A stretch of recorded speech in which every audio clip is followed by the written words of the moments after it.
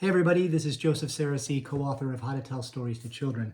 I want to give you a quick idea. The Thanksgiving and holidays are coming up, and it's a really great time to tell stories with your whole family. And so I'm going to give you a quick idea about how to do that, because sometimes that can be a little intimidating. Before I do, I want to share just how important and vital it is to share family stories with your children. It gives them a sense of belonging, a greater sense of belonging in the world. There's some really good research out there. I'm not going to get into it right now. But share family stories. Do it however you want. This is a quick and easy idea about how to do it. So what I've done is I've collected a few things from around the house. And, sometimes if you sit down with all of your relatives, and you say, well, what we're going to do is we're going to tell stories. If your family just takes to that easily, that's wonderful. Some people need a little bit of motivation or almost like a game around it in order to do it. So here's a suggestion. You get a few things from around your house and you spread them out on the table. You can do this after you've done eating, sitting in the living room. It can be while you're cooking. And everybody in the room, you pick one object at a time, and it just causes them to think of a memory, and they have to tell a story about it. It can be really brief. It can be 30 seconds. It can be longer if it is. So here's some of the things that I've gathered. This is a Matryoshka, the kind of dolls that kind of pop open, and there's more inside, and there's more inside, and more inside. It's just kind of a unique thing. I've got a pumpkin. What's a story that you have about a pumpkin? Maybe when you were a child, maybe with your grandparent, maybe about a deceased relative, right? Here's just a little tiny, look, it's just a little tiny baby, little dolphin. Dolphin story, right?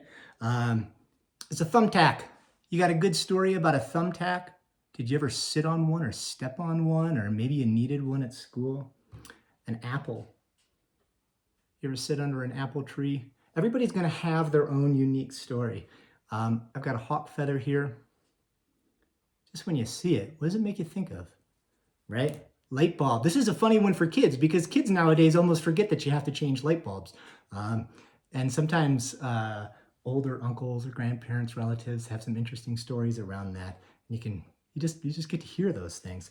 A meat thermometer. These are kind of funny. I bet you got an interesting story about this. I have a dangerous story about this guy. One time, almost really injured somebody there. I've got a piece of driftwood, right? So just things around you. Oh, this is my favorite. Oh, fire extinguisher. Just some random things I collected. It took me all of like 3 minutes to find these things around the house. Here's another idea. If you don't like collecting the real physical things, I bet around your house, do you know this game? Headbands, right? Or you have a little deck of cards, early first words that you're working on with your young kids or whatever that might be. And it just has pictures of things on it. Here's a bee. Do you have a story about a bee, the first time that you were stung? You get everybody in the room to just tell the story, 40 seconds about the first time they were stung. I promise you, it's sort of meaningful when you do this. Skateboard, okay, how about that? Bathtub, sandwich, camel, grapes, right?